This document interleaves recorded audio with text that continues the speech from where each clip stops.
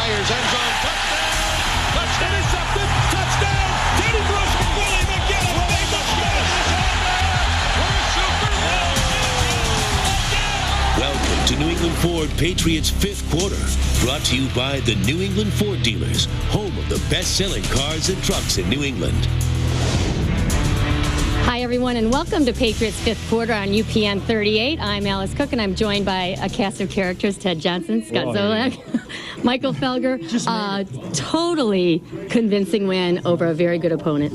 I thought these guys, the last 2 weeks, the momentum was building. I really thought that. The defense played, I thought, stellar today. They were blitzing from all angles, linebacking core, did what they've been doing for years. So I think what you saw today is the real deal. I think people are still going to question a little bit, but I thought they did a heck of a job. I think we've been waiting. I think it's been roller coaster. It's been up, it's been down, it's been up and down. Then you beat two bad teams consecutively, and it's kind of been holding back. We got Tampa coming in, a 9-4 team, a team who everybody feels that they're competing in the NFC for the playoffs. This is pretty much a benchmark game. You get this one now, you start thinking playoffs. Now the filling's starting. It's the holiday season. You start printing the tickets. I don't know who wants to play this team second round. I know they're going to win the first round game, Felge. You know, just match up second round. You think Indy would like to see them right now? Well, going back to your original question, what struck me right out of the chute was the offense. Finally, for the first time this year, we saw a spread offense. We saw the five. But you didn't know what was coming. Shotgun. You didn't see it. Well, but when I saw it, so I said, "Where has this been all year? Yeah. Where has that?" It's like Charlie Weiss was calling the plays today. Charlie Weiss happened to be in the stadium today. Oh, by the way, he's on a recruiting trip out here. So really? Charlie's in the station. Interesting. Maybe they put him on the headset. I don't know. But I'll tell you, that offense finally, for the first time this year, looked like a Charlie Weiss offense. Spread them out, work it down the field. I thought it was a great offensive game plan. And that's maybe the first time I've said that all year. Okay. Yes, very good defense. Absolutely. Very, very good defense. Okay, Heineken, Red Star, play of the game. Well, I don't know. I think, Any David Givens catch? But Yeah. it was 14-0, I think, when Vrabel had the sack, which caused the fumble. Then McGinnis I like picked that it up. one. Then right after that, I thought it was Tom's best throw of the day. He threw a dart. Here you see the fumble right here. This is going to be considered the play of the game, but I'll tell you the real play of the game preceded it by a few minutes, and that was Josh Miller taking a roughing the punter call on a very marginal hit. I hope Josh is okay because he looked like he got really hammered on that. Well, not quite, but I mean sarcasm is just really. That was really, I think, the play that turned it around. I mean, they were going to punt on that possession. It turns out they scored on that possession, and then this strip sack fumble recovery came on the next one to give them the 21-0 lead. So go back to Josh Miller. Okay, we have to go to a break because we want to get the break over before Bill Belichick comes in. We're also going to hear from Tom Brady live, hear from Foxborough, and we want to hear from you. You can log on to upn38.com and vote for your player of the game. Or just give Ted a call. Or give Ted a call. We'll be back. The Red Star play of the game is brought to you by Heineken. Heineken, it's all about the beer. Visit enjoyheinekenresponsibly.com. Guests on New England Ford Patriots fifth quarter receive a gift certificate to Milton's, the store for men. At Milton's, you'll be as comfortable in their stores as you will be in their clothes. Welcome back to New England Ford Patriots fifth quarter. Brought to you by the New England Ford dealers, home of the best-selling cars and trucks in New England. Okay, let's get back to that roughing the kicker penalty. You guys thought that was really the turning point of the game. Well, they were up 7-0 at that point, and then you get that penalty there. They go on to score 14. It's Katie bar the doors because really they had the momentum at that point. And look at that hit, though. I mean, the pain. What do you think, Mike? The pain that Josh must be in right now. I can't imagine how he was able to go on. But you know what? It's a bad call. It should have been running into the kicker for 5 yards. The fact that they called. It's a great acting job. I mean, Josh got the 15. As silly as all these penalties were that Tampa committed today, the Patriots did an outstanding job taking advantage of it, converting it into points. I mean, several times could question the one, the hit to Brady's head. Thought it was a good call. Thought it was borderline, but you're going to get that. That's the way the rules are changing nowadays. Protecting quarterbacks, protecting receivers downfield who can't defend themselves. He's still down. He's still hurt. Okay, let's move on to the Vrabel sack and forced fumble. Well, I think Mike, I've been, for Mike playing the weak inside linebacking position, that's not what he's used to playing. He's used to rushing off the edge. So you could just tell he was very, very excited about his play today, and as he should be, because I think he's probably, he's just out of position. So for him to make that play was such a big play. You can tell he's Plus very you're excited. mixing things up. You talk about setting strengths for the defense right here. What a lot of people aren't talking about, Chris Sims, left-handed quarterback. You got Vrabel being the Sam. Right. Technically, he's coming from the backside. Usually that's a Will. That's a great opportunity Those for Vrabel to make a play. Well, I talked to Mike earlier in the week. There's a list that the Patriots media relations staff puts out that's pretty interesting that has the top 10 career sack leaders in the NFL among active players. Chad Brown is 1, Willie McGinnis is 2nd, Roosevelt Colvin is like 7th, and Mike is creeping up from 9th. And I said, well, looks like you're not moving up this list. Oh, he knew that too. Well, believe me. I said, Mike, it looks like you're not creeping up this list any longer because he's been playing in the middle and not rushing. He's like, I know, it's killing me, man. I'm asking, just give me one blitz, just one blitz, Eric. Eric Mangini is defensive coordinator. What about Willie with that? And it seems like finally Mike got his blitz today, but all the linebackers today were tremendous. Willie was big on that lateral. I got to give it up for my man. For an old man to bend down, pick up that ball, and run like that. The lateral, not a good call, not a good thing. But in the heat of the battle. Okay, moving on to offense. David Givens, huge today. Oh, he's huge today. It's something they haven't had in a while. You talk about attacking areas downfield. Tampa loves to play that Tampa cover 2. 15 yards of more. This is the touchdown right here, which I thought Brady's best pass of the day. Great throw. When you talk about smoking that ball in there, David Givens converts that fade route to the outside. There's only one hole you can stick it in. Either he's going to catch it or nobody. And Tom was just pinpoint again. You take a look at the release right here. Corner allows him to go to the outside. He gets no help, on that half. Yeah, where's the safety? Yeah. Where's your cover 2? I think David is one of those guys that is really, really underrated. I mean, if he could, the receiving core is so good. He's very much a talent and underutilized in my opinion. So you feed that kid the ball, he'll produce for you. Well, they came out clearly wanting to get him the ball. They throw to him on that first big third down conversion, and then the very next play, they reversed him, and I think he ran 2 reverses today. So clearly the coaches went in saying, this is a David Givens day. Hey, do you know who's back? Guess who's back? LaBelle? Lobel's back. Oh, boy. He's back from his knee surgery, and he's outside. Attaboy. We're going to go to him right now. How you doing, Bobby? All right, Alice, thank you very much with Steve Diassi and Bob Newmeyer, and we've been here where you guys been. Actually, what a statement today. I guess when you start off by talking about this game, you start off about the statement that was made out here behind us. Yeah, and beating the Jets in Buffalo is one thing, and Tampa Bay is a good football team, and they annihilated this team today in every phase of the game. And I think what impressed me the most, defense, and that's going to win the day to me in the playoffs. 7 sacks, harassment of Chris Sims, the Vrabel sack and the fumble, and the winning McGinnis pickup to me was, in my opinion, the play of the game. They go in 21-0. Tampa Bay can't run it anymore. They're primarily a run-first team. Now the Patriots rushing Sims, pin their ears back, game set. And beyond all that, when you saw a ball carrier for Tampa, when he was getting tackled, there were 3, 4, 5 guys around. They were swarming defensively like they haven't all year. This is absolutely their best defensive effort against a team that's a decent offensive team. Not great, not maybe mid-level NFL, but the fact is they had guys flying around like you hadn't seen all year. And that's the big thing for this defense. They got to get a lot of guys to the football. Let me ask you this. Is this a defensive evolution, or is this a defensive philosophical change? I don't know if it's a philosophical change as it is a confidence factor. You got the secondary playing a little bit better. You've got the front 7 playing tremendous football. And when that happens and you're getting pressure on the quarterback like that, and you got guys around the football all the time, now all of a sudden the defensive backs can be a little more free in their coverage. They can go after it a little bit more, be a little bit more aggressive when the ball's in the air.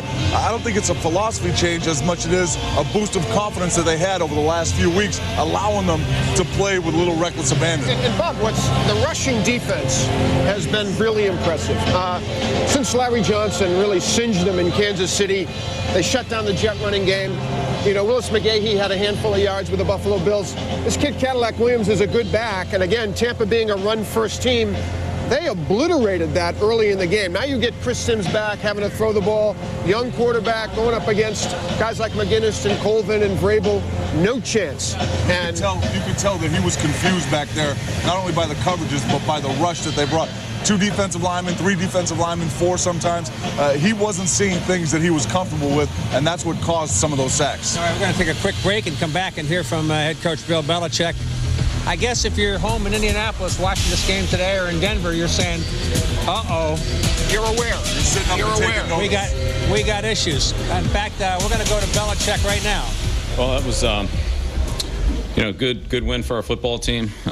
Win the division. It's certainly one of our goals at the beginning of the year, and it's good to have achieved that. I thought we got a good, solid effort from the entire football team. Short week. Coming off a tough game last week, a couple tough ones, and I thought they really responded well. We had a good week of practice, and good focus for the game, and they played well. Thought they played well in all areas of the game, other than we still seem to be struggling a little bit in our coverage on the kicks. But I thought the rest of the game was pretty solid, and I think it's a real credit to the players to go out there and play well like this against a real good football team in Tampa. They've had a great win last week, and we certainly saw what they were capable of doing all year. The 9-4 coming into this game and beat Carolina pretty good last week. So I think got to give a lot of credit to the players of just playing physical, making the plays when they had the opportunity to. We were better in the red area, better against the run. Converted some third downs and got the ball in the end zone offensively. So, those are all big keys to the game without turning the ball over. So it's good to win, and it's a good win for us. It's a good win for us. Bill, I know there's a long way to go in the season, but you talk about the fact of taking the first step of clinching the division and getting into the playoffs. Well, that's we're happy that we've done that, and now we'll still take it one week at a time and do everything we can to keep improving as a football team. I think we've gotten better in the last month. Since probably, I think we've made progress through the middle of the season, but since the Kansas City game, that was really a pretty poor performance, coaching and playing, and we've gotten a little bit better since then. So hopefully we can keep it going in that direction, but. The only way that'll happen is if we keep working hard at it. It won't happen just because we want it to happen. We're going to have to work at it. Bill, can you talk about what a healthy David Gibbons means to this offense to get him back? Well, it's good. It's good to have all our players out there. David can make plays. We have a good group of receivers. They've all been productive. Running backs, tight ends. So it's good to have as many of them out there as possible. David's a strong receiver, physically strong. Got good hands. Can run after the catch. Get away from. Tight coverage and block a little bit. So, it's great to have them out there. Wish we can have everybody every week. Having the same guys out there week after week now, you've started about a month together on defense where all the same guys have been in there. How much does that help, just, having continuity? It helped. We were going through some weeks there earlier where, there was introducing a new safety into the secondary every week and all that, but we've gotten a little more continuity. It's good to have our trail back out there. I thought that, our communication in the secondary has gotten better, and it got challenged today with all the different formation in that Tampa uses. But no big plays in the passing game, and that's one of our goals every week. And play competitively on third down. That's what you got to do. Fortunately, we're able to stop the run. I thought the front seven did a good job with them. So, but it's great to have continuity at every spot in your team. Certainly in the secondary, that's one of them. Linebackers had 6 of the 7 sacks. Can you talk about their performance today and how they've been playing as a whole? I think they've probably been our most consistent unit all year, and they did it again today. They've done a good job setting the edge and keeping the ball from getting outside in the running game and rushing the passer and generally tackling. So that's what they got to do for the most part. And it can always be better, but I thought it was again, we did a fairly solid job in those areas. Willie gave us some big plays there. Other than that fumble lateral he did, but other than that, we got in Rosie, and Mike. There was. Ruski, those guys showed up on a lot of plays, knocked some balls loose, made some negative plays, and it was a real productive effort by that group. When you've got Ashwood, first of all, you're moving them from the right side to the left side. Do you ever think putting them in the backfield and throwing them the ball, you even think about an overload maybe? Well, yeah, I think that's a good point, and I think we got to be careful about that with, giving a player too many new things to do, especially, in a short amount of time. Not that they can't learn them, just the amount of practice time. But we've actually been doing that with Tom now for about a month. And, he's a pretty versatile player, and he's had some experience in our system and, played tight end in college and all that. So he's used to playing at the end of the line, not so much in the backfield. But, we've had a little... been banged up at the back, that fullback position, or the problem of getting guys active at that spot. So that's been a little bit of a, revolving door there. But, Tom, I think, has done a good job the last couple of weeks of, being a lead blocker, reading the blocking scheme, getting in the holes, and, you never really expect to throw him the ball. But, I thought Tom recognized that, he was out there and put it in a place that was pretty easy for Tom to catch it. So. To what degree were you curious or anxious to see how your team would perform against this opponent as opposed to the last two? I think every week's its own week, Bob. I'm anxious to see how we perform every week, with a week of preparation and try to go out there and execute the game plan. And every team in this league has a lot of talent. Every team's capable of beating us or beating anybody else. And if you don't go out there and play well and play your best game, you're probably not going to like the results. So that's our challenge every week. It means something, though, regardless of the opponent, though, to string together another shutout. I guess it is the shutout. The other one's not. Well, it's good to play consistently. I mean, we're always striving for that, and we've had, a good part of the season. We were so up and down in practically every area of the game, but we have been a little bit more consistent the last couple of games. Hopefully, we can continue to play that way. But it certainly helps our football team when we can go out there and consistently do things sort of right, not perfect, but sort of right, and then correct them and try to get them right rather than, feast or famine. It's a 1-yard loss or an 80-yard touchdown or, it's 4 3-and-outs or 2 90-yard drives where you just don't have any idea what's going to happen. It's just if you can have a little bit of consistency, it's a lot easier to manage the game, and you're probably going to win more games that way too.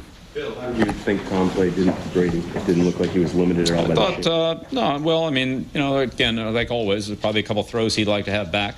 But I thought that, he held up under the pressure pretty good. They knocked him down a few times. But, I thought he moved around in the pocket, stepped up, and that was key on a couple of big plays that we had, was his ability to just slide up in the pocket, find a spot, and go, finding Corey on the touchdown. That was, it was pretty good vision there. I don't think any of us saw him. I didn't see him. It looked like just a big scrum in there, and he popped through there and found Corey on that last touchdown. So, as usual, he does a pretty solid job. How limited was he in the week leading up to the game, and was there ever any doubt that he would actually play in the game in your mind? He was whatever he was listed on the injury report. So whatever that was, that's what it was. How limited was he in practice? It's questionable. Bill, you talked about the improvement. In what areas did you see improvement in the past couple games, and why do you think it is coming on now? Well, I'd like to think you improve because you work harder, you work together better, and you just have more confidence in each other, and that allows you to be a little bit more aggressive. But we've played the run pretty consistently here for a couple games. Gotten better on third down. Our red area defense has been better. Our red area offense has been pretty productive. We've been able to get the ball in the end zone when we get down there, a higher percentage of the time in the last, let's say, month than we had sometimes at other points in the year. Third down is improving, so. If we can keep doing those things, you certainly give yourself a lot better chance. In the last 3 weeks, it seems like Will Fork has played a lot better. From your perspective, has there been a big difference that you've noticed in his game? It just seems like he's more effective in taking up the ball. I think it's been a big difference, but I think, Vince has worked hard all year. He's been out there. He's been, he hasn't missed any time, so he keeps working and getting better on a week-by-week basis. And I think he's playing some of the blocking schemes and technique-wise playing a little bit better now than he was earlier in the year. I mean, it's probably true of most players, really. You would think after, 100 practices and whatever you got, 17 games, 13, and 4 preseason games or whatever it is, after that time you would think that would get better, and it usually does. So, but I think he's strung together, several consistent performances, and he's a hard guy to block in there. How much of it? Going into maybe 3 or 4 weeks ago, you've discussed how inconsistent the team has been. For 3 games, it has looked more consistent, a little more dominant defensively. Is the team acquiring an identity now? Can you say? I know you said before you couldn't really put one on it. Is there one now? Well, I think there has been. Looking backward, I don't know whether we'll be able to sustain that going forward or not. That's our challenge, but at least we've got something to work with. We've been able to defensively, at least we've been able to not give up big plays, 80-yard touchdowns, not give up, 60-70% third down conversions, and keep people out of the end zone when they get down in the red area at times. So, I mean, that just gives your team a chance to win. It's just hard to win when they're making big plays and they're holding the ball all day and you can't get off the field on third down. And then when they get down there, then they're all touchdowns. I mean, you're just trying to outscore everybody every week. It's hard to do. So I think it's been better. I think defensively we're developing a little bit more consistency, and hopefully some continuity, particularly in the secondary. Hopefully we can build on that. But believe me, that can go down just as quick as it can bounce back up. So, if we don't keep working at it and keep the same attitude and work ethic that we've had recently, then I'm sure the results won't reflect that. Back to some of the key plays early in the game. How much was that third play, the long pass play to Givens on third down? I think after the first two plays didn't net too much. Yeah, it was a big one because we, started the game in bad field position, and had we not picked that up, the exchange of punts, they probably would have been, in pretty good shape. We're going into a little bit of a wind too, so that might have been a factor. I think it was a little bit of a factor, but no, it was a great throw, great route, and it was a big play to get us out of that bad field position, and then ultimately we were able to take the ball down the field and score. It's the first time Tampa had given up a touchdown on the first drive of a game this year, so that's something that they've been very good at, and it was good to be able to kind of dent that armor and at least play from ahead, and that's one of the hardest things about playing Tampa is you certainly don't want to be playing them from behind with their pass rush and their running game and their ability to control the ball and cover in the secondary. You want to try to play from ahead so that you're kind of keeping them off balance and not making it a one-dimensional predictable game. So that was a big score, and that was a big play in that drive. Okay, thank you. Thanks a lot. All right, Patriots 28, Tampa Bay nothing. We'll come back. You get a chance to vote for a player of the game. Click on to UPN38.com, player of the game. Right now, your vote. Plenty of candidates: William McGinnis, Roosevelt Colvin, Tom Brady. Why not? David Givens, Steve Diassi. Could be a classic game. Bell playing hurt? Anything's possible. Your vote counts.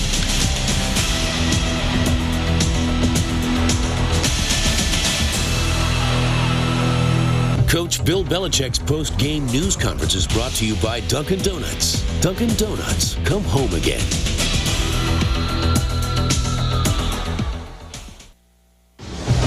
Welcome back to New England Ford Patriots Fifth Quarter. Brought to you by the New England Ford Dealers, home of the best-selling cars and trucks in New England.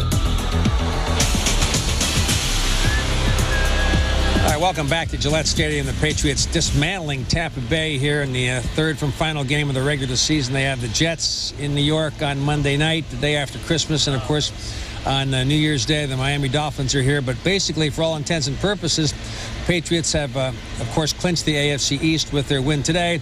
They have also, for all intents and purposes, locked up the number 4 seed, which I guess for all intents and purposes means that Jacksonville probably will be coming here for the first playoff game.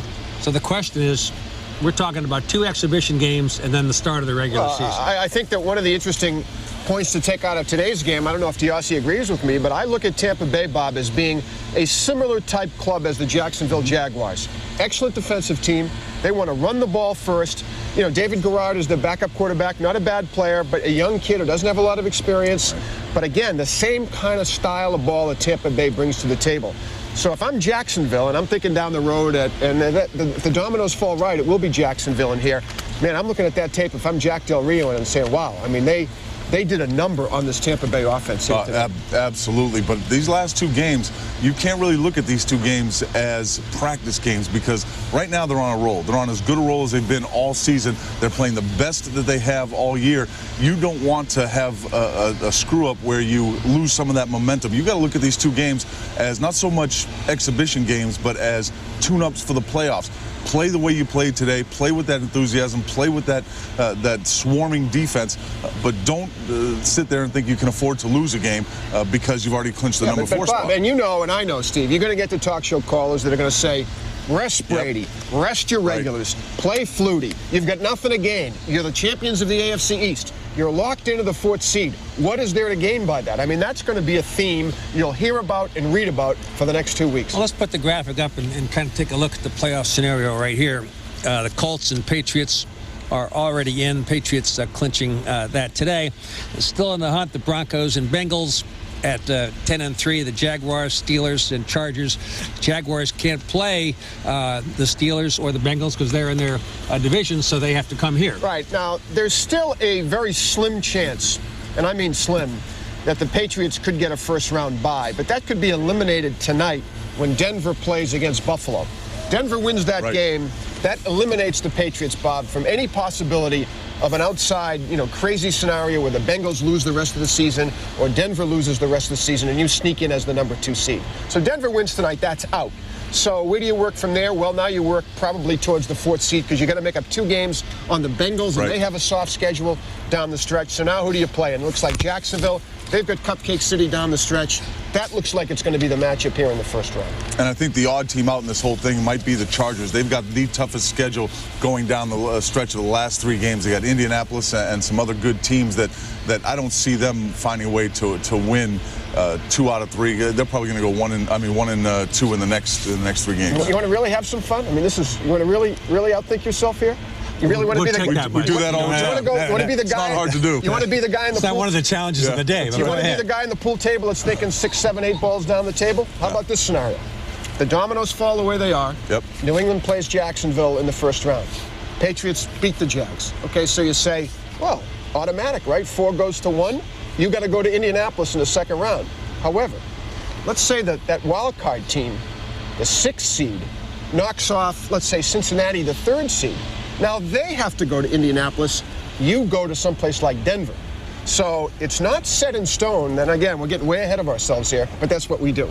That it's not, that fearful game that everybody's really worrying about. That second round game at Indy. And again, we're making a lot of assumptions here. Well, that wasn't the Patriots Denver play Jacksonville? That they beat Jacksonville. Jacksonville. Was it Denver that lost to Jacksonville in '96 to give the Patriots that home game against Jacksonville? So there's all sorts of possible scenarios, but the one we talked about earlier is absolutely the most likely. But again, that just reminds me I got to make sure I pay for my playoff tickets just in case something crazy like this happens. But right now they are in such a role that they've got to be looked at as the team that nobody wants to play. And that's why they have to win these next 2 games, because they want to go into the playoffs with the fear of you are actually playing the defending Super Bowl champs. You're not playing a team that struggled through the season. If they go in with 5 straight wins, now all of a sudden teams are saying, wait a minute, this is a different Patriots team than we saw in the first half. Well, what a difference a couple of weeks makes, because that was anything but the mindset a couple of weeks ago. All right, let's go inside. Alice and Scott Zolak. Alice? Okay, Bob, we're waiting for Tom Brady. It'll probably be a few more minutes. But let's go back to that theory of resting players going into the playoffs. What do you think? Well, I think football players should play. I still think this team does have an outside shot. Newman mentioned a very distant outside shot at the seeds. Obviously, they did clinch a playoff berth today, but now you get into whether they're going to be seeded 3rd or 4th. Until that is definite, then I still think you got to play guys. You look at some of the teams last year, like the Colts, the Eagles, who rested guys way early. Before, they clinched early in the year. Seemed like they were rusty, out of shape by the time playoffs, and specifically Donovan McNabb. He was heavy.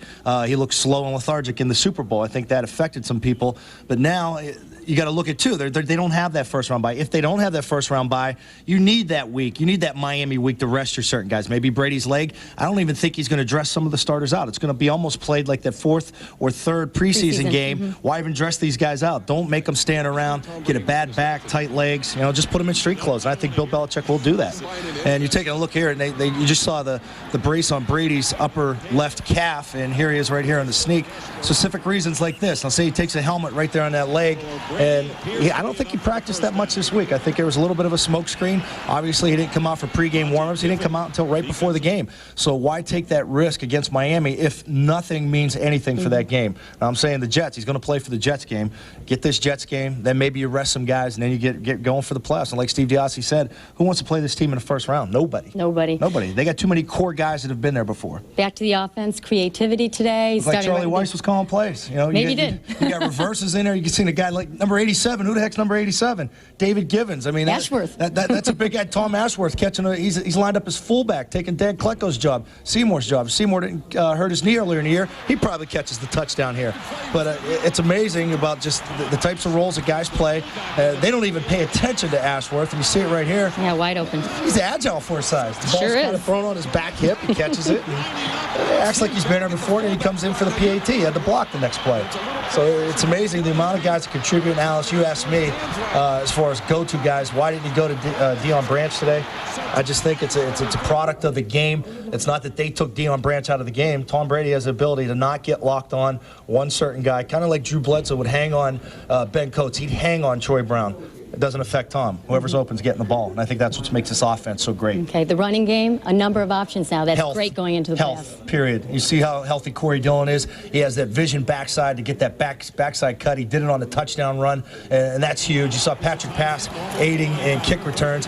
You see the push right there, and the other back's getting stopped. Corey has the ability, the size to lower his shoulder, and this is huge. You know, it's not like you have to take 3 cracks at it. Then you have to guess on 3rd and inches. Are you going to run it? Are you going to throw it? Are you going to go for it on 4th down? Or 2nd down right there, just hammer the thing in. And then you got a guy like Kevin Falk. You saw what he did on the checkdowns today. Big 3rd down catches. And they right off the bat, people thought they were going to come out and run the football. I said they were going to come out and throw it. I like the way they mixed it up. And you saw David Givens on a couple reverses. So it gives the next group, talking about the Jets, something to think about. Well, Patriots traditionally have been a December team. To get on a roll like this going into the playoffs is so important. They have momentum. It's amazing what they've done. And 6, say what you want, 6 defensive backs on injured reserve for this team to be 9-5 and clinched. Yeah, maybe it's a bad division, but who wants to play this team in the playoffs? What about the Colts? Do you think they could in any way, shape, or form be nervous about the Patriots? If they are as active as they are up front, like they were today, absolutely. Okay, we have to go to a break, and we'll be back.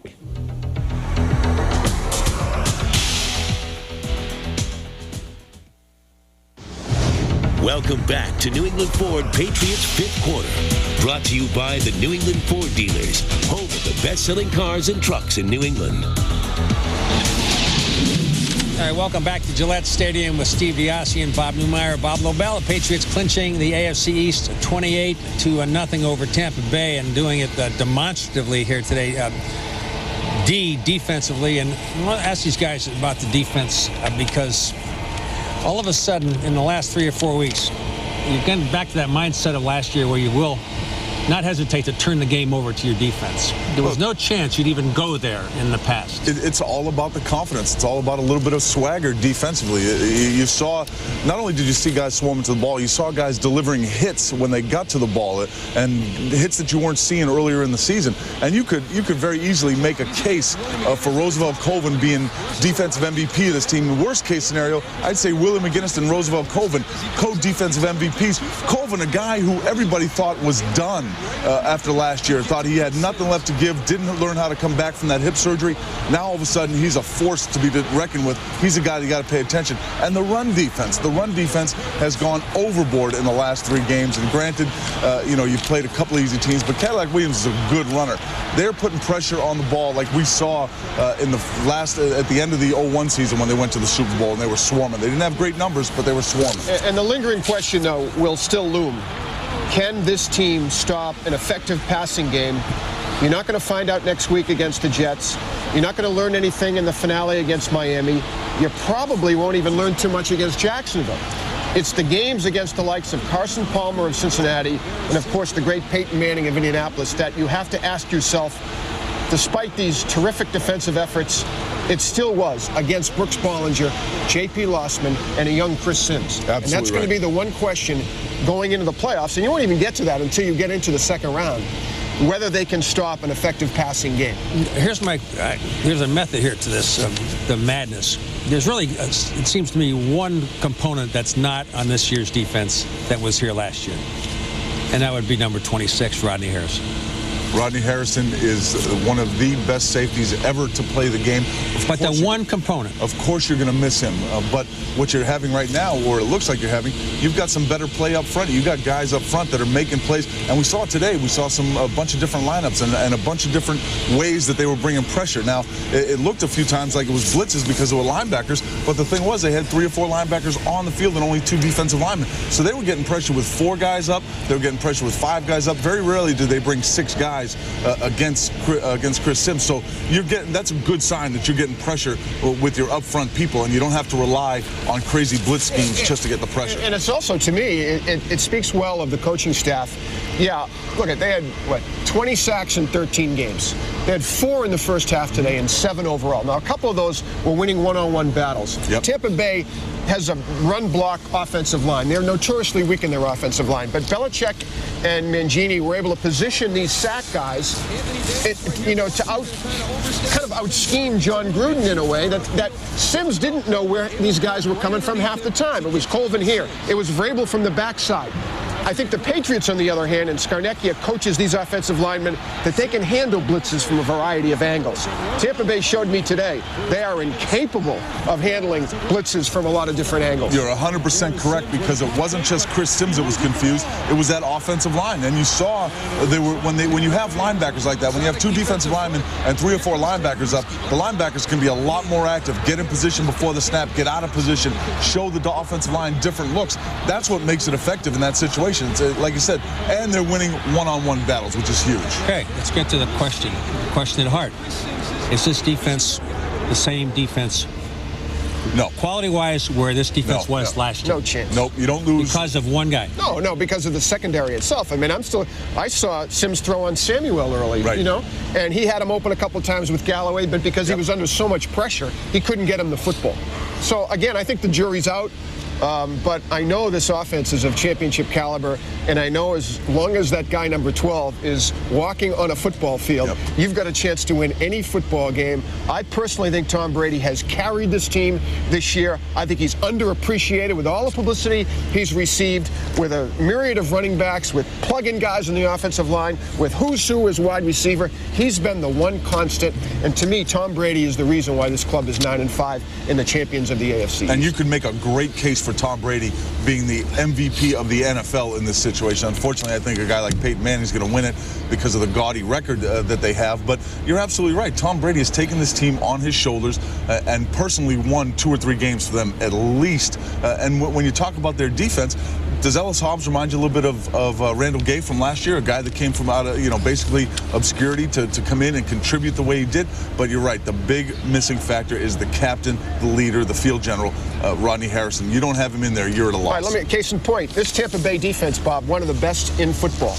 I believe they've allowed 6 points on first possession drives throughout this year. Was there ever a more magical drive than the opening possession that the Patriots had? 12 plays, 77 yards. Some great third down conversions. Just dissecting the Tampa Bay defense. The long ball to Givens over the corner and in front of the safety on the outside. Little drag pass to Falk over the middle. And culminated by the great little pass to Ashworth. Magnificent drive against a top-notch defense, the Tampa Bay Buccaneers, and it was all engineered by number 12, Tom Brady. And, the defense wins the day. He's going to be overlooked in this ball game, but I still think, he put up 3 touchdown passes in a terrific game against one of the best Ds in football. Okay, we're going to take a break, and as Mr. Diassi pointed out, the Patriots have gotten the attention of people in other cities on this national telecast this afternoon. We'll be right back with the 5th quarter right here on UPN 38. Log on to UPN38.com and click on Player of the Game.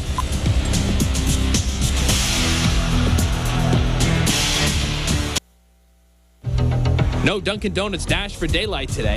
The Patriots did not return a punt or kickoff for a touchdown today, meaning Leroy Reed of Quincy doesn't win the trip to see the Pats play the Jets next week, but will still receive a Dunkin' Donuts gift pack.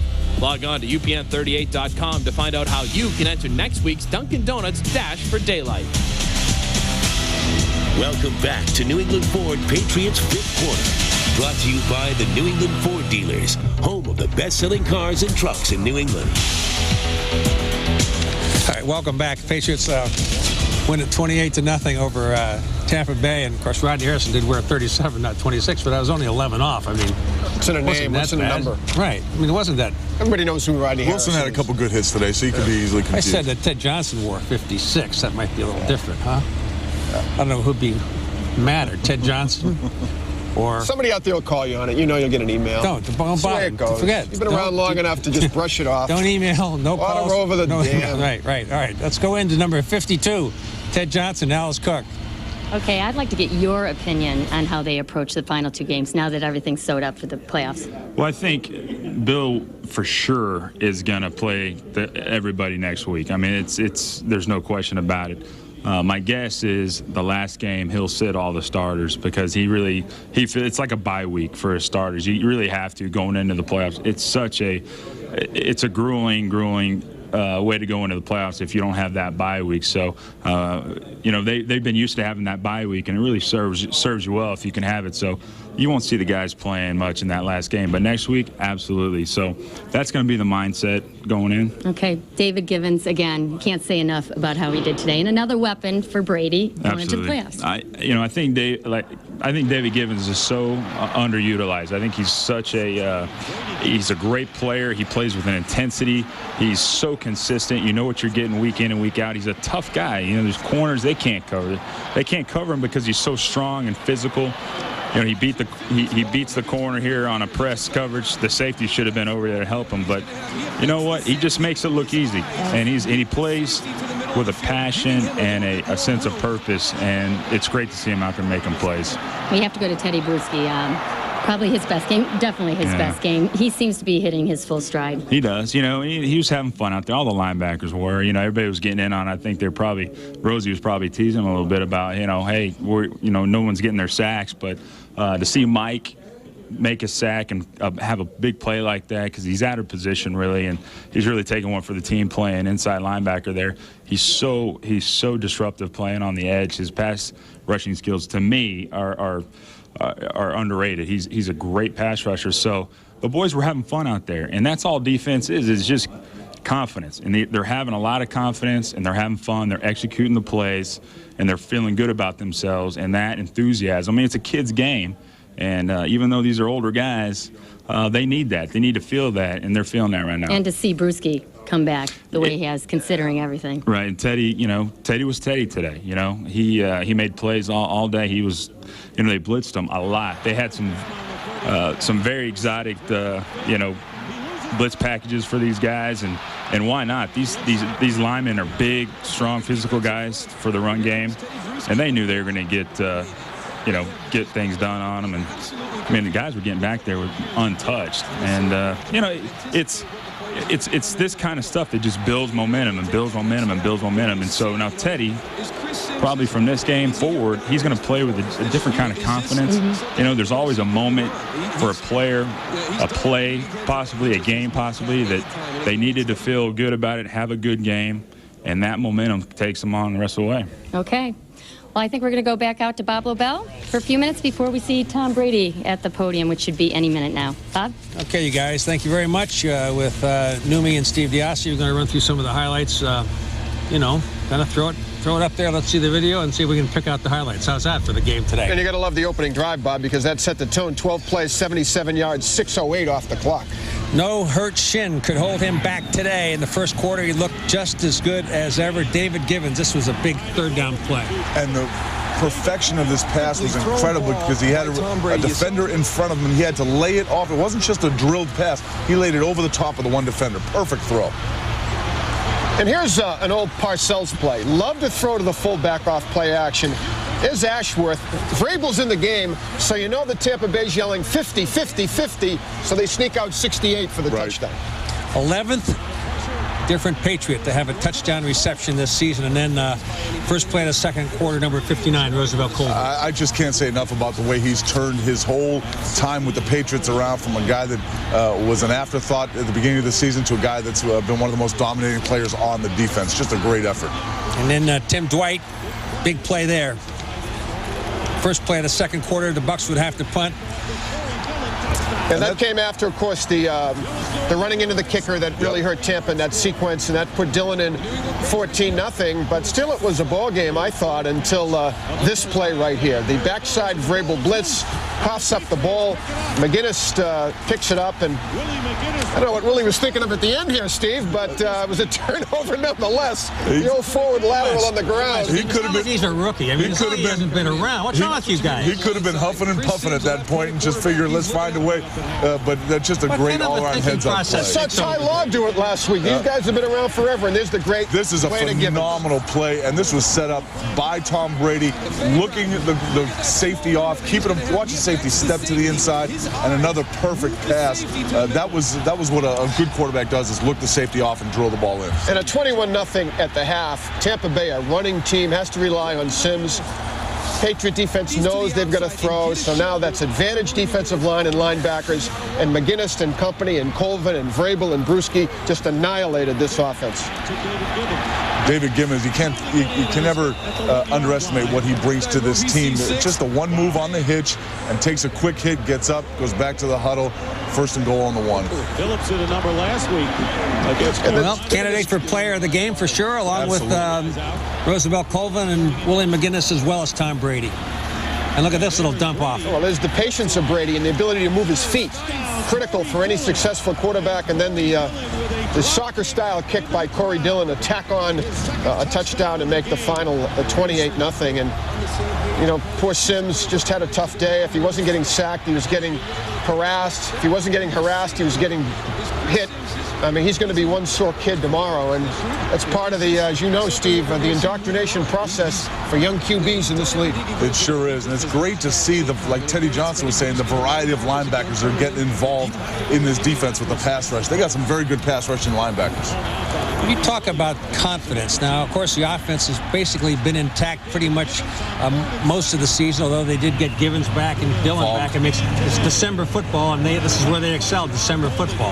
And a lot of this passing is set up by the fact that even though Corey Dillon's numbers weren't gaudy today, he's still a threat just because of the way he's played the last 2 weeks. Yeah, and it's interesting, even in the fourth quarter late, they're not just handing the ball off, you know, chewing up the clock and getting off the field. They're still working on their offense. There's that Givens pass. A lot of guys wouldn't throw 4.5 left, up 28 zip. They just handed off 3 times, sent the punt team on, and away you go.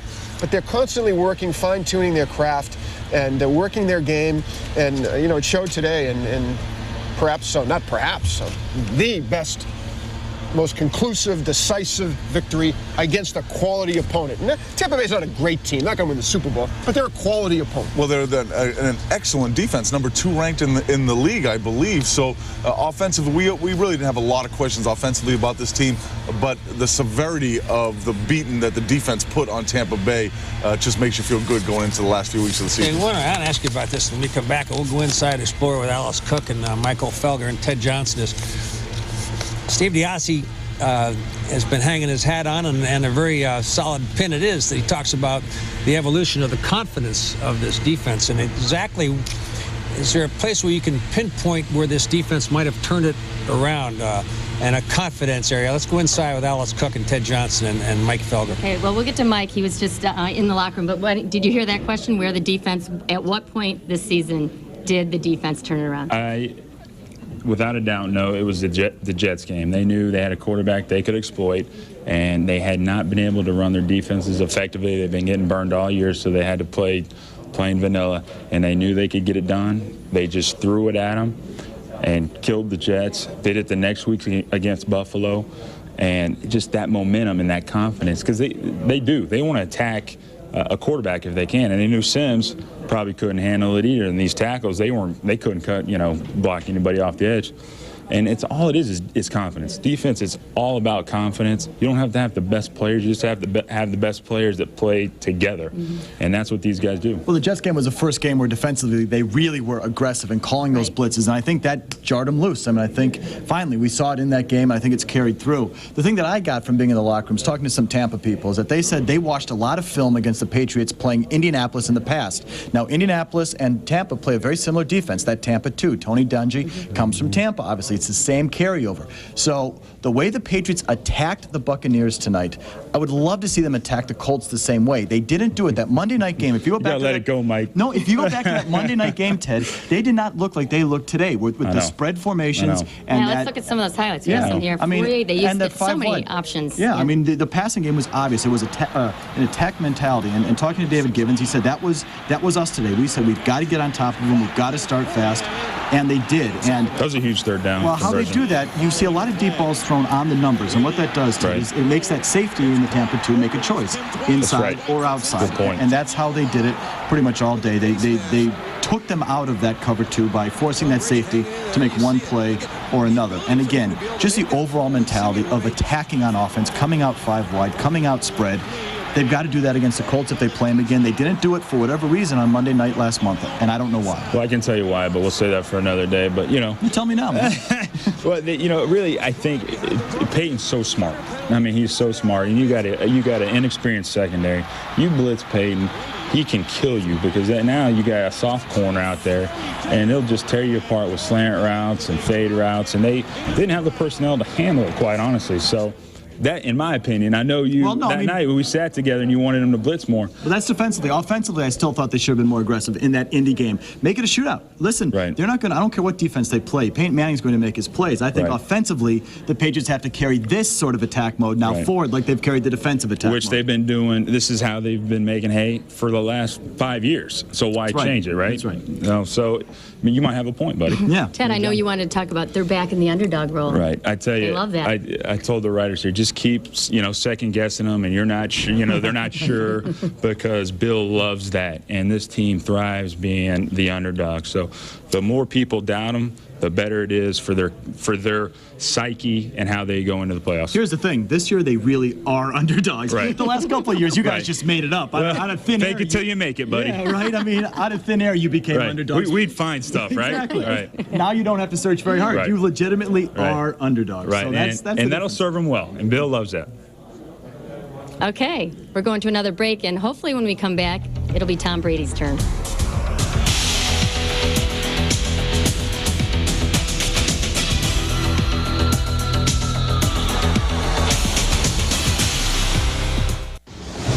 Welcome back to New England Ford Patriots Fifth Quarter.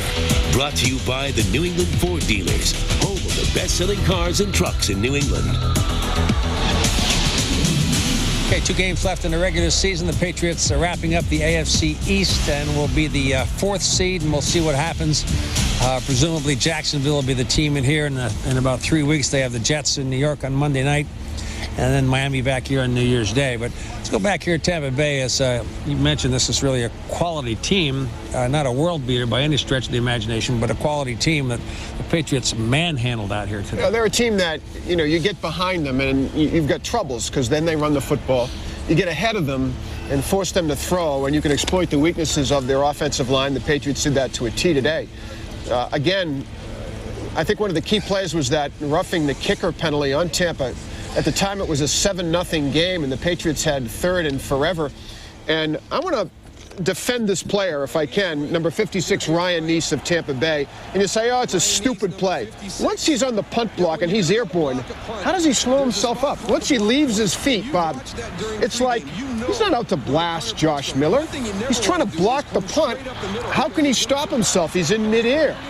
I mean, watch it again. Here he is. He bumps the guy. Was he out to blast him to smithereens? No. But when you rush the punt, that's one of the problems. And you go for the block, is you can get called on that. And that was a crucial sequence because after that, is Josh, acting like he was just been hit by a Mack truck. And good acting job, gets the penalty. Now you march down, and suddenly the game is 14-0. But I think, first instincts, what a stupid play by that guy. But if you really look at it, what was the guy supposed to do? He was on a punt block. He got up in the air. How do you stop yourself when you're, thrust forward like that? Well, I think the issue also was it really 15 or should it have been 5 or whatever? But the reality was that, Tampa showing a certain lack of discipline throughout. When things really started going poorly for them, it was obviously that things began to unravel. Those are plays you look back and you say, how could we do that? That really killed us, and it did. But, hey, it was the coaching staff that put the punt block on, and they didn't execute it. They didn't get to Josh Miller. So if you're in an all-out punt block and you don't get to the guy, then the odds of you getting that, roughing the kicker penalty increase. And you could say, why do it when it's 3rd and 18? You're just handing a team an automatic first down. Well, John Gruden's Buccaneers handed the Patriots the automatic first down. Mr. Brady said, thank you very much. Marched the team down. Suddenly it's 14-0. Different ball game. Tampa Bay's out of there the way they want to play the football game, and you have every advantage in the world. Plus, Tampa Bay, you can take a look at other lowlights on their behalf. The face mask penalty on Brady that it was a huge call at that particular time on Simeon Rice, one of the best pass rushers in the league. Well, because not only that, it's again 3rd and 16. And Brady hits Christian Fourier. This was a terrific play, and one of 4 or 5 such plays that, Tom had in the game on 3rd down plays. And there's Simeon Rice reaching out and grabbing Brady's mask on the throw here to Dwight. And so now all of a sudden you go from 3rd and 16 in a punt situation, the completion to Fourier, and then the ball to Dwight, and then this Simeon Rice grabbing the face mask. Suddenly look where your ball is, inside the 5. Corey Dillon punches it in from there, and that was the sequence following the roughing the kicker penalty that made it a 14-0 New England lead.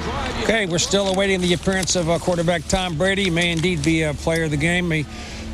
Status all week was kind of iffy. I don't think there's anybody doubting Who he did was you going vote to for play today? Vote for that.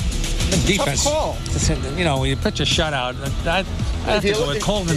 Coleman is kind of a body of work over the last few weeks. Yeah. I'd have to McGinnis, say. maybe? Again, he's had a shot, and then again he continues today. Can't go wrong with Brady. Can't go wrong with Dave Givens, was awesome at the wide receiver position. I think we have 4 legitimate candidates. Absolutely. Or the whole defense, for that matter. All right, we'll come right back and give you an idea what's coming up next week. Sunday at 11:30, the New England Ford game day. And Monday, Patriots and Jets. And right now, in the moment, the quarterback.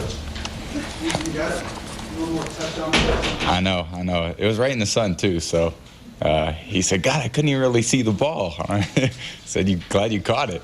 So we, as many times we worked on that play, I don't think I've ever thrown it to him in practice. So he's done a great job being back there and shows kind of his versatility. It's a lot of targets the team's made in the last 6 weeks since you were 4-4. Well, I think there's definitely been improvement in a lot of areas. I think we're still looking to improve, though. It's like we have our stretches in every game where there's things that go really well and we build some momentum, and then we have a few stretches where we just kind of shoot ourselves in the foot. And I don't think offensively we're struggling to run the ball a little bit, and I'd love to see us run the ball a little bit better. And we're still leaving some plays out there passing-wise. And it just comes to execution with myself and the receivers. And the line's trying hard. There's guys that have been in and out all year, which is tough to develop a lot of consistency. I think the receivers are getting healthier. The backs are getting healthier. Obviously, it's good having Kevin back. And we've got to make progress here the next few weeks. But it's a great feeling realizing how many injuries we've had. To know that we're 9-5 and we've won the AFC East, and I think everyone's excited about that. But we still understand that still a long ways to go. Tom, now that the game is over, you played. Is there anything you can share with us about the previous week that would be newsworthy? Anything at all? I've certainly had better weeks. It's a long week, and I wasn't able to prepare, on the practice field as many days as I would have wanted to, and I always want to play, and I love playing, and the only way I'm not going to play is if the doctor tells me I can't play. So, I believe me playing, it's exactly what I'd expect of everybody else on this team. That if you can find a way to play, and for me, injuring my leg, it's different than if I injured my arm or something like that. I don't really need to move very well, nor do I move very well when I'm completely healthy. So I guess I'm pretty used to that. So. You say you thought the kind of week you would have wanted to have. Is that because of the rehabilitation process of Yeah, you're just very limited in the things you can do. You just can't practice. You just try to prepare mentally, but it's hard because you'd love to be able to take the snaps, and I'm a person that loves to practice, and I like taking the reps, and when you're not able to do that, it just becomes a little more challenging. So, but like I said, it turned out well, and like I said, it's nothing that my teammates wouldn't do, and I don't want to seem like that I'm anything different than what they do, because I'm certainly not. And there's plenty of guys that are playing hurt every week, and that's part of playing football. How much did you practice, Tom? How much did you actually practice this week? I practiced. I can't give you guys all the detail. It was just limited in practice. It was just limited. Tom, several weeks ago, when injury after injury was piling up, when there were inconsistencies all over the place, do you have any quiet self-doubts to yourself that this team would get to this spot with a chance to even take it further? Well, I think that we realize we need to play better in every phase of the game, and I think we're sitting there playing very inconsistent football, and we one loss, and we lost some pretty good teams, and we lost on the road, and we've had some tough injuries, but I think in certain ways we are developing. The chemistry is a little better. I think we're getting breaks. Defense is playing terrific. Offensively, I think we're capitalizing on some of the mistakes that they're making. And for example, today we go out there for a series. We don't do much. We go out for the punt, and they rough the punter. Next thing you know, we're in the end zone. So that's when they give you a second chance, you got to be ready to take advantage of that. And I'm glad we're doing that now, as opposed to 6 weeks ago when we weren't doing those type of things. How important was that roughing the kicker thing? Play you come playoff time? Sorry, can you say what? The way this team is progressing, come playoff time, would you like to play you? Well, we've got, we do it. We got 2 weeks left, and I'd love to see us improve in the next 2 weeks, and I'd love to see us improve this week against the Jets. We played them well at home, but playing them in the Meadowlands, it's a different environment, and we're going to need to go play a tough team on the road. So we'll see what next week's all about, and we'll see if we can make improvement. But I'd love to see us continue to improve, and then when the playoffs come, we'll see where we're at. But we don't have to beat anybody we're not playing the playoffs this week. We got to beat the Jets. 7-0 slugfest through almost 2 quarters, and then the roughing the kicker thing happens. I mean, he gave you guys field position, gave you guys new life. What really did it? I mean, what was the difference from before that to after it happened? And really, did you feel like a little fortunate because the penalty was it looked a little close? Yeah, I just think we made a few more plays. We executed a little better, and that's part of catching a few breaks too. So every once in a while you got to catch a few breaks. We certainly didn't catch them too much early in the year, and I think that, like I said, we're capitalizing those a little bit better. When we do that, we're getting the second chances. We seem to be executing. I think, too, at the end of the half, that 2-minute drive was, Belichick was pretty mad at the offense all week, saying we haven't scored a drive in a 2-minute situation, scored a touchdown all year. So it was good that happened. You had to carry the team a little bit as the defense grew. Now do you feel like maybe a little weight's off the offense's shoulders? You guys can maybe play a little more free of that, because you don't have to score 35 points to win, but you are scoring 35 points without the pressure on it. Well, I think I think we try and score every time they don't put us out there to go 3 and out and punt. And that's why it's not why they're putting the offense on the field. So, I think our approach is, regardless of the way the defense is playing, I think offensively we got to go out and take the same approach each time we take the field, and that's to try to go punch the ball in the end zone. And we've done that better time than others, so that's okay. Tom, you said you were limited during the week and what you could do. And how about in the game today? Did you alter any things that you may have called because of maybe limited mobility or anything like that?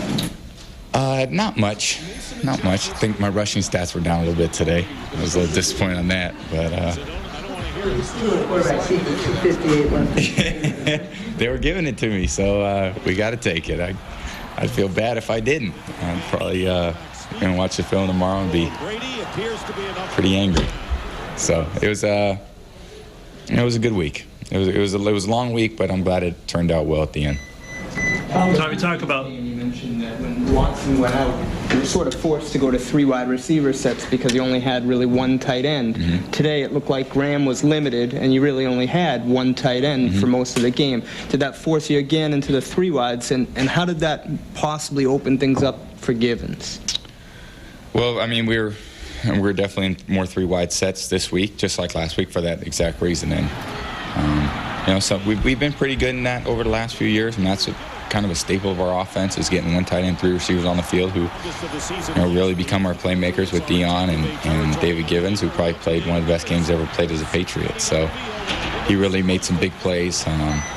Anytime he's out there one-on-one, he does a great job with the ball in his hands, and he does a great job getting open. I wish I'd have got Dion more involved today, but they kind of did a good job taking him away. Excuse me. At all, just due to his style of play? Well, he's kind of in a different position. So he's an outside receiver, and I think this is typically a cover 2 team. And I said earlier in the week, when teams play cover 2, usually it's inside guys that get a lot of the yards. But getting up on them, they kind of came out of the cover 2 because they wanted to get an extra safety down and played more man coverage, and that's where David really thrived today. At any point in this winning streak here, have you looked at the film or been on the sideline watching the defense, or even just been in the huddle and thought to yourself, hey, this feels like us. This is the team that we can be. When has your confidence in your teammates and in this team started to grow these last couple of weeks? Well, I'd say there's definitely more confidence. But at the same time, we're only 9-5. It's not like we're 13-0. So we realize that we need to play well, and if we don't play well, we could get beat. And I just think we've been playing better football. But there's definitely more confidence as an offense, realizing that we can play against good defenses like today, like last week against Buffalo. And as long as we go out and execute the way I think we're capable, we'll move the ball and we'll score points. Like today, when we don't do the things that we're capable, we don't score points, and we punt and we have negative yards and negative plays in a rushing game, and I think that's frustrating for all of us. But I think more consistently over the last 3 or 4 weeks, we have been better as an offense. Tom, felt like the playoff came out there, one of the best teams in the NFC against you guys. Did you feel like it was a statement game for you guys?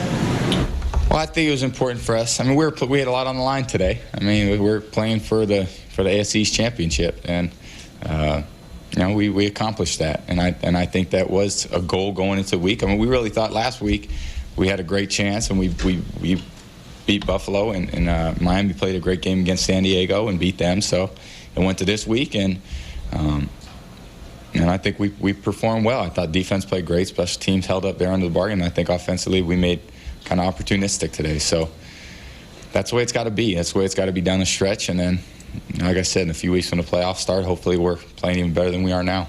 Tom, it seemed like this was more probably in liking to the football you've played the last couple of years. You scored a touchdown the first drive. Don't remember the last time that happened. You had the 2-minute touchdown at the end of the half, and then the defense sort of took over. Is that the feeling you got? This is more like Patriot football? Like I said, I'm glad. I think we put a lot of emphasis in that first drive this week, and we had a big third down there where Give caught the ball on the sideline. They played a few coverages today that we weren't really expecting. Usually it was a pretty predictable defense, but there was a few things that they changed up on us, which, when you study a team over the course of 13 games, you don't think they're going to change a whole lot. And being the second-rate defense in the league, you think that they're going to keep playing their stuff, but they changed it up. We made a few plays. It was a big score on the first drive. And to get up on a team like this who runs the ball well and who rushes the passer well, when you can get ahead of teams like this, you feel like that's where you want them. You don't want to be down 14-0 this team because they can control the clock running, and they do rush the passer well. So when we got ahead, we realized we can run the ball a little bit, we can play action them, and I think even the play action stuff helped a lot there in the second half to control their defensive line and their pass rush.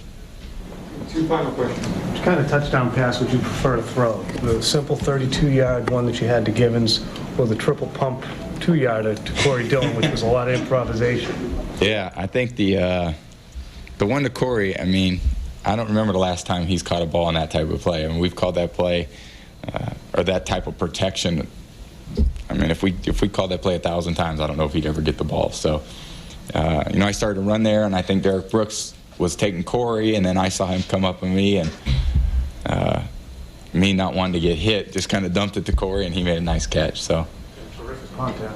I know he missed it twice. I tried to give him the ball back, but he'd rather run it in than catch it anyway. But I'll take. That was a big score in the game. Last question. Tom, when Givens, that maybe the best game that he's played in his career. What was it about his performance that made it stand out to you? Well, he caught the ball well. He was in a position to be the playmaker today. Sometimes Deion's in that role, sometimes Corey's in that role, sometimes Kevin's in that role. I just think the coverages kind of hit when his number was being called, and he was there to make the play. So there were some big plays there at the end. And I think just he had a terrific game. So, thanks, guys. Okay, Tom Brady. A couple of little statistical notes, Bob. That touchdown pass to Corey Dillon means that Brady has thrown to 12 different receivers for touchdowns this year. That's never happened before in the history of the New England Patriots. And at some point in the game, I think it was in the second quarter, he passed his career mark for yards in a season, Tom Brady. So again, to repeat, it doesn't seem to matter who plays offensive line or who's running the football or sometimes who's even catching it.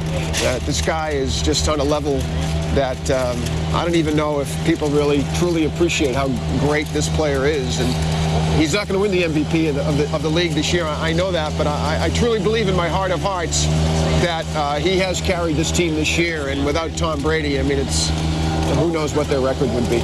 Okay, we'll be right back to wrap it up from Gillette Stadium. Bob Newmeyer, Bob Lobel. Patriots win 28-0, clinching the AFC East. 14 down, 2 to go, and then the playoffs. We'll be right back.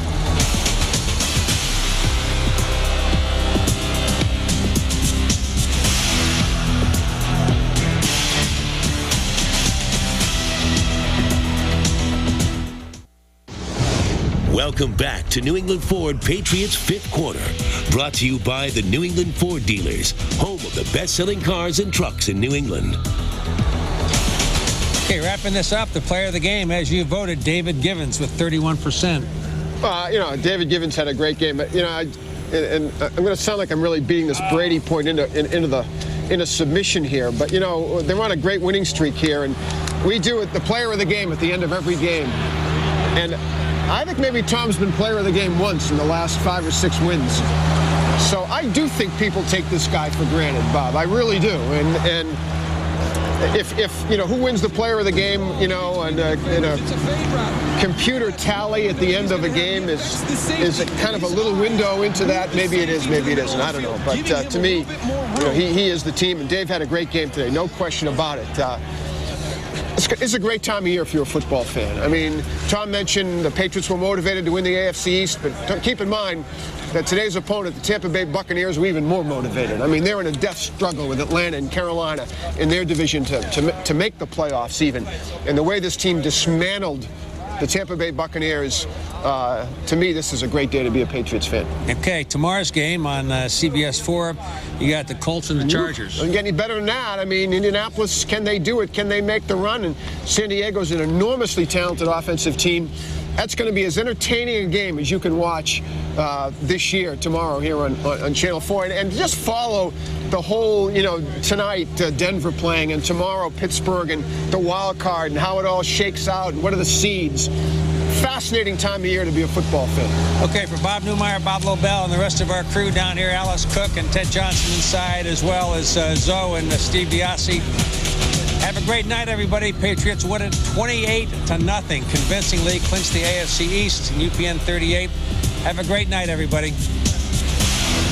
Thank you for watching New England Ford Patriots Fifth Quarter.